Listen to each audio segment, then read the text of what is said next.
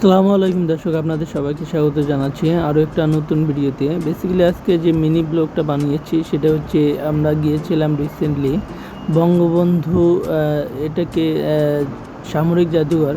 তো এই সামরিক জাদুঘরে আমরা কি কি দেখেছিলাম সব বিষয়গুলো এই ভিডিওটাতে তুলে ধরার চেষ্টা করছি।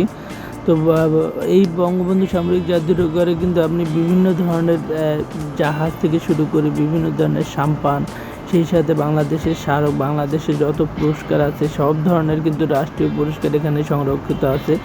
খুবই একটা সুন্দর জায়গা। তো ছুটির দিনে ঘুরে আসার জন্য এই জায়গাটা অনেক ভালো একটা জায়গা। আপনিও আসতে পারেন এবং দ্রুত সময়ে, অল্প সময়ে কিন্তু আপনি এই ঢাকা শহরের মধ্যে একটা চমৎকার জায়গা হচ্ছে এই সামরিক জাদুঘর।